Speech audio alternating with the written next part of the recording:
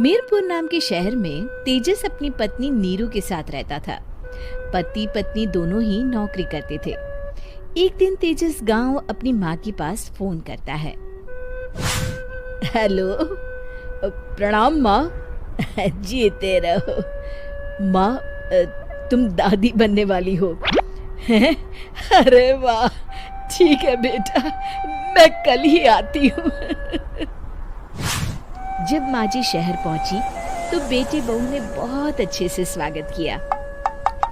लीजिए माँ जी चाय। अरे गर्मा गर्म पकोड़े ले आओ माँ के लिए। नीरू रसोई में गई और 2 मिनट में ही पकोड़े ले आई। जी ये लीजिए।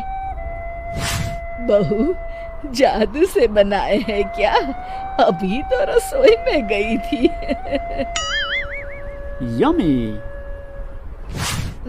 माँ जी, शीला रसोई में पकोड़े तल रही है, मैं बस लेकर आई। हे भगवान, मेरा धर्म भ्रष्ट कर दिया तूने। अब तो गंगा जल से शुद्धिकरण करना होगा।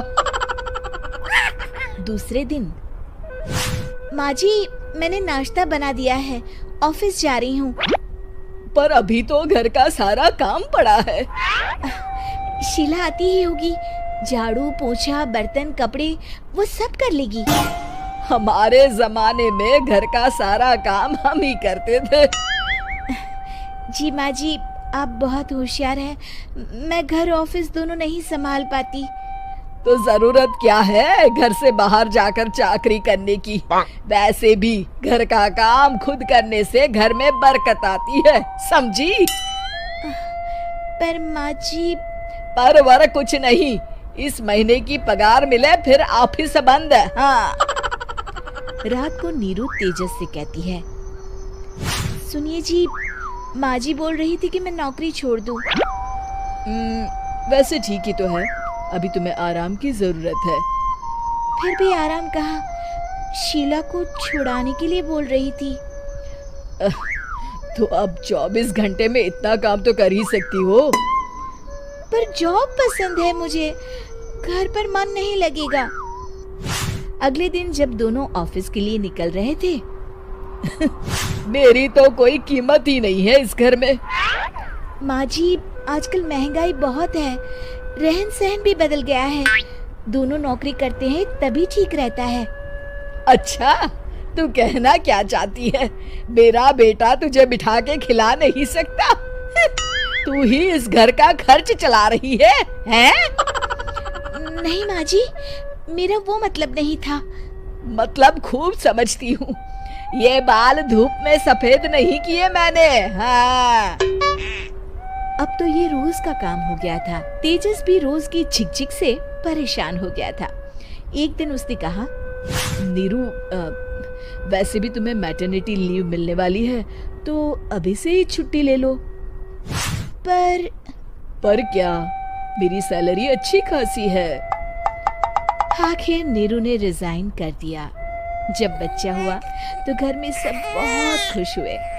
कुछ दिनों बाद तेजस फाइल देख रहा था। क्या हुआ तेजस, कुछ परेशान लग रहे हो? अब हाँ, वो हमारी जितनी सेविंग्स थी वो तो हॉस्पिटल में और छठी के फंक्शन में खत्म हो गई है नीरू। और अभी वैसे मंदी चल रही है तो मैं बोल रही थी कल मुन्ना को हेपेटाइटिस का टीका लगवाना है। नीरू, क्या पोस्टपोन नहीं कर सकते? नहीं जी, बिल्कुल नहीं।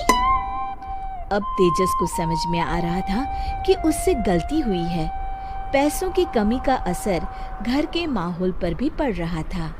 अगले दिन, बेटा मेरा चश्मा और ये दवाइयाँ ले आना, पर्चा देते हुए माँ जी ने कहा। जी। तेजस, मुन्ना के लिए दूध का डिब्बा और डायपर भी ले आना, और ये किराने के सामान की लिस्ट है, इसे भी लाना है। तेजस गुस्से में लिस्ट मरोड़कर फेंकता है और चिल्लाता है, पैसे क्या पेड़ पर उगते हैं? ये ले आना, वो ले आना। अरे पर ये जरूरत का सामान ही है। वो गुस्से में बिना कुछ कहे ऑफिस चला गया। अरे लंच तो ले जाइए। नीरू दौड़कर डिब्बा पकड़ाती है। एक दिन खाना खाने के बाद, नीरू, अब तो मुन्ना कुछ बड़ा हो गया, तो अब तुम वापस ज्वाइन कर लो ना जॉब। पर इस रिसेशन में जॉब मिलना बहुत मुश्किल है। ट्राई तो करो। फिर मुन्ना? माँ जी है ना, और एक फुल टाइम मेड भी लगा लेंगे। पर माँ जी, उन्हें तो पसंद नहीं। तभी माँ जी वहाँ आ जाती है और प्यार से नीरू के सर पर हाथ फेरते हुए बोलती है, अब मेरी समझ में आ गया बहू, पहले के और अब के समय में अंतर है। तुम काम शुरू करो, मुन्ना की जिम्मेदारी मेरी। मेरी प्यारी माँ जी। ये कहकर नीरू उनके गले लग गई। शिक्षा, परिवर्तन संसार का नियम है, हमें भी समय के साथ चलना चाहिए। उम्मीद है कि आपको हमारी ये कहानी पसंद आई होगी।